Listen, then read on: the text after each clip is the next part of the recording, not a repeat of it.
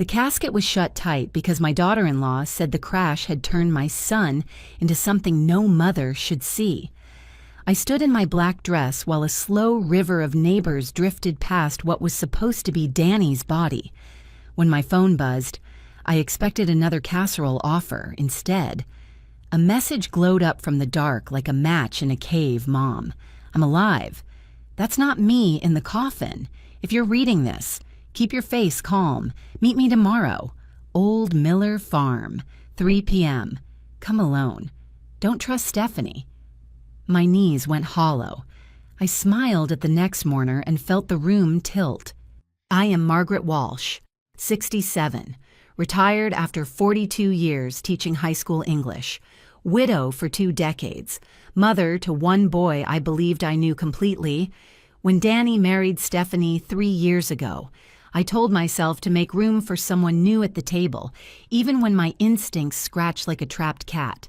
Stephanie knew when to cry and when to charm, how to soothe with a compliment and close a door with a smile.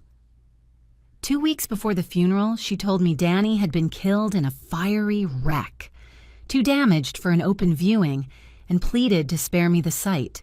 Grief has a way of making your doubts look petty. So I swallowed mine and said yes to the closed casket and the careful choreography of sorrow. The day before the accident, Danny had phoned with a rush in his voice I hadn't heard since he was a boy begging to camp in the backyard. He and Stephanie were headed into real estate development, he said, a legitimate investment in Florida that could change their lives. When I warned him to move slowly, he laughed in a way that didn't sound like laughter. Stephanie, he said, understood numbers and structure. She had it all mapped. I heard the echo of someone repeating lines written by another person. Then the call came. Then the funeral. Then the text at exactly the wrong moment that felt like the saving of my life. I didn't confront Stephanie. She stood at my elbow like a trained nurse. Eyes reddened but never smudged. Voice beautifully pitched for sympathy. If my son was hiding. He had a reason that outran my hurt, so I pretended to be the mother who needed shepherding. I folded tissues, took hands, thanked everyone, and slipped away to sit in my car and shake. That night, every floorboard in my house sounded like a footstep. I thought of all the times I had graded essays at midnight, steady as a metronome, and knew nothing would feel steady again until I saw my son's face. The old Miller farm had been abandoned so long, the fences leaned like tired men. At 3 p.m., I turned down the rutted road in my aging Honda and saw a figure step from the shadow of the barn. Shoulders I would have known in a crowd of 1,000. Danny reached me before I could cut the engine and folded me into a hug that smelled of dust and fear. He said he was sorry. He said he had wanted me far from danger. He said there wasn't time to explain everything, but that Stephanie was not the woman I had been trying to love. We sat in his truck behind the barn, windows cracked to the cold, and he told me how a promising marriage had turned into a maze. Stephanie had discovered something none of us knew, the 40 acres my father left me in Colorado, the mountain land I paid taxes on and ignored, sat on a natural gas reserve worth many millions of dollars. She had arranged surveys, hired the right whisperers, forged a chain of signatures until my hand, too, ended up on documents I barely remembered, the kind she had presented as simple updates to life insurance and beneficiary forms. The property, Danny said, had been placed in his name through a nest of estate planning language, and then she had coiled the final loop if anything happened to him. She became sole owner. It was arithmetic as simple as a nursery rhyme: remove the husband, inherit the land. It would have been a crime on paper if the people behind her were only paper criminals. They were not. Danny had overheard a call the night before the accident, the sweet widow voice gone flat as she discussed timing and contingencies with someone who called the plan an accident. He ran because he believed he had hours, not days. He made the funeral an illusion because illusion buys time.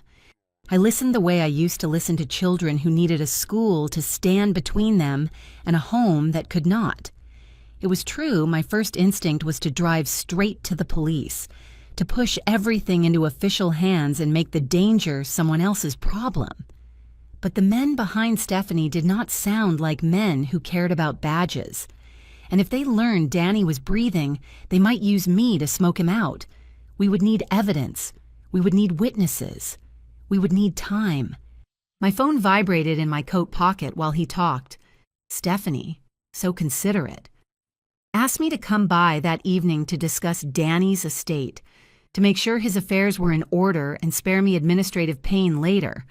The trap was tightening with polite hands. I told Danny I would go. I promised to play foolish. I promised to walk slow enough for someone to trip on their own cleverness. The house I had helped them buy felt staged when I arrived. Every lamp turned to warm, soft angles. Stephanie had laid out documents on the kitchen table like place settings. I put on my glasses and read what I could, signed nothing, splashed water, stalled for photographs, and asked to consult a lawyer. That was when the temperature in her face changed. She went from pity to edge in a breath so thin you might miss it. I left with the pages in my phone and her smile on my back, drove home with my hazard lights on in my chest, and walked into my living room to find 3 men waiting in the lamplight like they had been invited. The oldest one smiled and said we were going to clear up some confusion. The youngest one showed me a photo of my son taken near the Miller farm, time-stamped that afternoon. They named a debt $2.5 million plus interest, and they named the collateral they wanted in exchange for our lives. They gave me until tomorrow night. Stephanie, they said, would bring the papers. I did not sleep that night. Every creak of my house felt like a warning. I kept the lights off and sat at my kitchen table, staring at the photographs of the forged papers on my phone. My father's forgotten land, the one thing I had never considered valuable, had become the axis on which my son's life spun. The men had been so casual about it, as if threatening a mother in her own living room was no more than negotiating a loan. By dawn, the fear inside me had burned down to something harder. They had chosen the wrong woman. Danny was pacing the dusty floor of the old farmhouse when I arrived at 8 a.m. His face was pale but defiant. I told him everything, the men, the ultimatum, the photo they had of him. His hands trembled as he ran them through his hair. "Mom, they're going to kill us," he whispered. I reached across the space between us and caught his wrist. "They won't," I said. "Not if we make them believe they've already won." For the first time in hours. He stopped moving and looked at me. "You have a plan?" he asked. "I taught teenagers for 42 years," I said.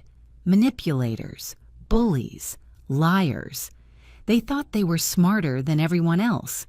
These people are just older versions of the same students.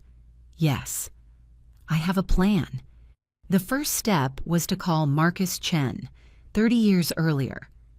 Marcus had been a sullen senior who thought Shakespeare was a waste of time. Now he was one of the best criminal defense lawyers in the state, and he still owed me for not failing him. I met him at 11 a.m. in his wood-paneled office, told him everything in a single breath, and watched his expression shift from disbelief to admiration. "You're describing fraud, extortion, conspiracy," he said, scribbling notes. "We should call the FBI immediately." I shook my head. "If they arrest Danny, the real criminals vanish. We need to lure them into confessing while we're holding all the evidence." Marcus leaned back, eyes narrowing the way they had when he'd finally understood Hamlet's revenge. "You want a legal trap. I want a confession wrapped in a property transfer," I said. "Something they can't resist signing. Something that looks like it gives them everything but actually hands them to federal authorities." By 3 p.m., Marcus had drafted the most devious set of documents I had ever seen. On the surface, they transferred ownership of my Colorado land to a trust with Stephanie as trustee. Hidden inside were clauses that automatically triggered federal jurisdiction and required any trustee to report all previous fraudulent activities. Signing would amount to a written confession. If they refuse, Marcus said, they don't get the property. If they sign, they've confessed. Either way, you're protected. He grinned. It's diabolical. It's Shakespeare, I replied. Give them enough rope. I left Marcus's office with the documents in a locked briefcase and drove home, rehearsing my role, a frightened old woman, a grieving mother desperate to save her son's memory, someone easy to handle. At 7 p.m., Stephanie called. The softness in her voice was gone. I have the papers, she said briskly. I'll be over in an hour. My heart hammered, but I kept my tone small. Actually, dear, could we meet somewhere else? The house feels too full of ghosts. She paused. Where the Riverside Diner. It's public, familiar. I could use a slice of pie. She hesitated, then agreed. I hung up and called Sheriff Tom Bradley. The diner was a classic red vinyl booths, coffee that never cooled, and a constant murmur of small-town talk. More importantly, it was where Sheriff Bradley ate his Tuesday dinner and where Prosecutor Janet Morrison held her book club. If anything went wrong, I wanted witnesses. I arrived early and slid into my usual corner booth. When the door opened at 8 p.m., Stephanie walked in with the man who had sat in my husband's recliner. She introduced him as David, Danny's business partner. His eyes flicked over the room, landing on the sheriff before settling on me. They set a manila folder on the table. Inside were the real papers that would have stripped me of everything. I pushed them aside and placed Marcus's documents between us. I had my lawyer prepare something comprehensive. I said mildly, I want to make sure everything is done properly. David's mouth tightened. Your lawyer, Marcus Chen, I said. He's very thorough. Stephanie forced a smile. We just need your signature. Of course, dear, I said, but Marcus insisted on including protections for everyone. When you're dealing with millions of dollars, you can't be too careful. For the next 20 minutes, they read through the trap. Marcus had hidden the confession requirements inside dense legal language that sounded like standard protections. I sipped my coffee and answered their questions with rehearsed patience. This seems complicated, Stephanie murmured. Well, dear, property transfers always are, I said. Marcus says we should finalize tonight to avoid new federal regulations after midnight. That was pure invention, but urgency is a wonderful persuader. They exchanged glances. David pulled out his phone, but no lawyer would answer at 8:30 p.m. on short notice. Finally, he set the phone down. Fine, he said. Let's get this over with. They signed, one elegant stroke after another, each pen mark a nail in their own coffin when the last signature dried. I excused myself to the restroom, but walked instead to Sheriff Bradley's table. Tom, I said quietly, I have signed confessions from 2 felons threatening to kill me and my son, to his credit. He didn't even blink. Show me, he said. I opened the briefcase. He scanned the documents and nodded. This is brilliant and completely legal. We'll take them tonight. I put a hand on his arm. Not yet. They're delivering these to their bosses. If you arrest them now, the others vanish. Let me get the address. He studied my face. 5 minutes, he said. Then we move. I returned to the booth, heart pounding but voice steady. Where do we go from here? I asked. David relaxed. We'll take these to our legal team tonight. A warehouse on Industrial Boulevard. You don't need to come. Of course, I said, gathering my purse. Good luck with everything. Stephanie hugged me, her perfume cloying. Thank you. Margaret. Danny would be so proud. I walked out into the cool night, saw Sheriff Bradley stand and make his calls, and knew the endgame had begun. Industrial Boulevard was a strip of warehouses at the edge of town, the kind of place no one visited after dark except truckers and people with secrets. At 10:30 p.m., I parked on a low hill overlooking the area.